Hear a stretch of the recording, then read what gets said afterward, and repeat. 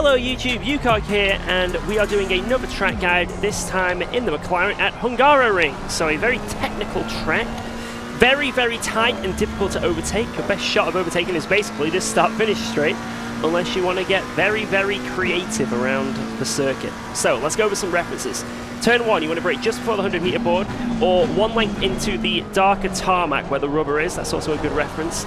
Keep it tight and run it wide on the exit, and bring the car back across to prepare for this left-hander. Very difficult corner. Brake on the red and white curb, and then you want to hug the apex all the way around because the corner's off camber. If you run wide, you're just going to keep running wide, and then it lets you set up for this right-hander, which is easily flat if you do so. Now, a very quick left-hander at the end of this straight. Brake on the red and white curb on the right, throw it over the curb. As soon as you hit the curb, on the power, run it wide, bring it back across for this right-hander, which is again off camber. You just want to take very tight. As soon as you hit the apex, though, push it out wide. Now, this chicane, brake on the red and white curb. I've got a very safe setup, so I can sort of take those bumps. We'll go over that a little bit more on the next few laps because it's quite crucial for this whole track guide. The right and left there, just make sure you don't compromise the left-hander too much so you can take the right-hander nice. This fast right-hander, brake on the red and white curb on the left, throw it in. As soon as you hit the apex, power out, down the hill, brake on the red and white curb on the left here, and then you can, I went a bit wide there, but you can really throw it over that curb. Maybe on the next few laps, I'll show you guys that. Then for this left-hander brake, about a length or two after you hit the bridge, keep it nice and tight, and then short shift to second to get a little bit of extra traction on the exit. Bring it back across and throw it in, brake on the white line that goes across the track, and as soon as you feel the car grip up, you can get on the power, run it very wide here on the exit to carry as much speed onto the straight as possible. Now, there's a lot to go over here, so I'll try and be as quick as I can, but this track, things you want to watch out for is the front left tire. That can overheat a lot because there's a lot of right-hand corners. Tire pressures as well, you want to watch the front left pressure. Setup wise, you want to go for high downforce, obviously because it's a very tight technical track, so you're not really going to be reaching crazy top speeds, right? And also track limits as well. If you go off the track, obviously you're going to get well, if you keep doing it, you'll eventually get a penalty. And there's lots of areas. Almost every corner you can sort of run wide. And if you run it too wide, past the red and white curb, you'll get a penalty. Right, this chicane, like I say, this makes or breaks a lap. I've got a setup which is relatively safe over these curbs. I say that, it's always a little bit spicy in the McLaren.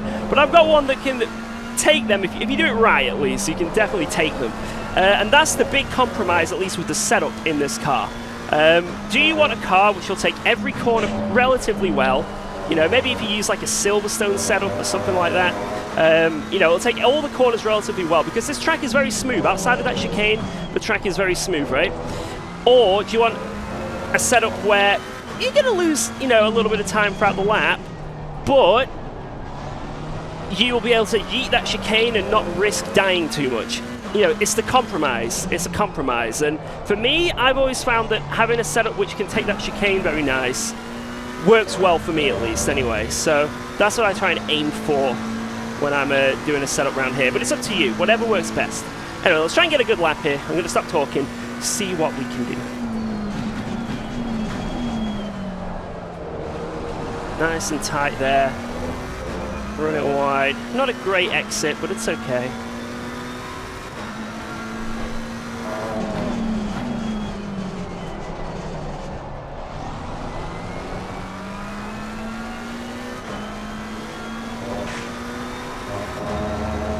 All the track there.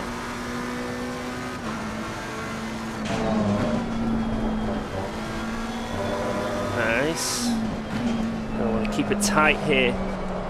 Try not to be too early on the power. There we go. Good exit.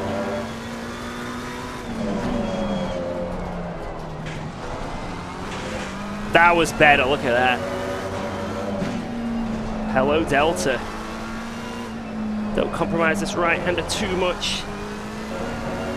Look how much you can use on the exit there. Nice, hit the curb, don't run too wide. Good, very good.